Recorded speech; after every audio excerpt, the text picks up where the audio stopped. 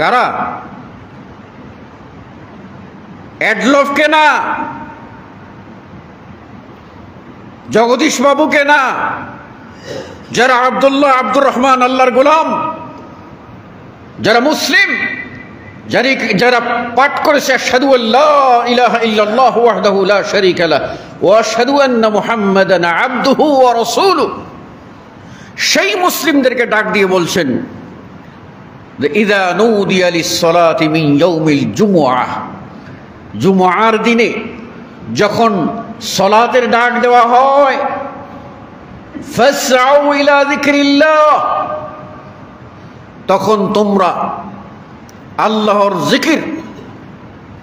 আল্লাহর জিকির খুতবা, আল্লাহর জিকির সালাত, এটার জন্য তোমরা দ্রুত এগিয়ে এসো। ফাসআউ, কোন প্রকার কাল বিলম্ব চলবে না। ওয়াযারুল বাই', তোমাদের বেচা কিনা সংসার সব কিছু ছেড়ে দাও। এজন্য সমস্ত উলামায়ে কেরাম দলমত নির্বিশেষে সবাই একমত যে খুতবার যে আজান দেওয়া হয়, এই আজানের পরে বেচা কিনা হারাম, কায় কারবার করা হারাম, ক্ষেত খামারে লেগে থাকা হারাম, দোকানপাট খুলে রাখা হারাম, সংসারের কাজে লেগে থাকা হারাম। আল্লাহর বিধান অনুযায়ী আপনাকে সব কিছু ছেড়ে দিয়ে ফাসআউ ইলা যিকরিল্লাহ, আল্লাহর জিকিরের দিকে আসতে হবে। তারপর আল্লাহ বলছেন ফাইদা কুদিয়াতিস সালাহ, সালাত শেষ হয়ে গেছে, এবার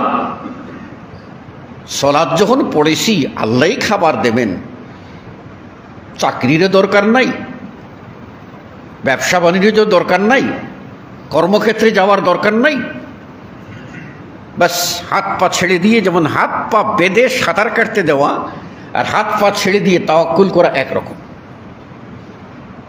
এই তাওয়াক্কুল ইসলাম পছন্দ করে না। আল্লাহ বলছেন ফাইজা আযামতা ফাতাওয়াক্কাল আলাল্লাহ, তুমি তোমার কাজের সিদ্ধান্ত নিয়েছো, তারপর আল্লাহর উপরে তাওয়াক্কুল করো।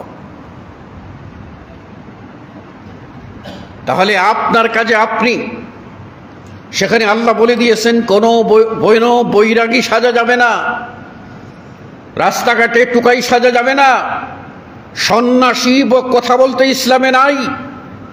এই সন্ন্যাসীবাদ সব বর্জন করে দিয়ে মানুষকে কর্মমুখী হতে হবে। আল্লাহ বলছেন ফাইদা কুদিয়াতিস সালাহ, যখন সালাত শেষ হয়ে যাবে, ফান্তাশিরু ফিল আরদ, তোমরা তখন জমিনে যার যার কর্মক্ষেত্রে নেমে পড়ো।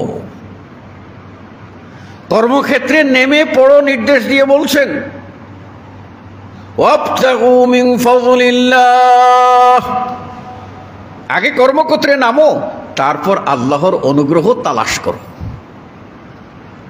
কাজ শুরু করো, বিসমিল্লাহ করে কাজ শুরু করো, তারপর আল্লাহর কাছে চাইতে থাকো, আল্লাহ আমার এই কাজকে সঠিকভাবে করার তৌফিক দাও, আল্লাহ আমার এই কাজের ভিতরে বরকত দাও, আল্লাহ আমার রুজিতে বরকত দাও, আমার কাস্টমার কমে গেছে, আল্লাহ কাস্টমার এনে দাও, ফিরিয়ে দাও।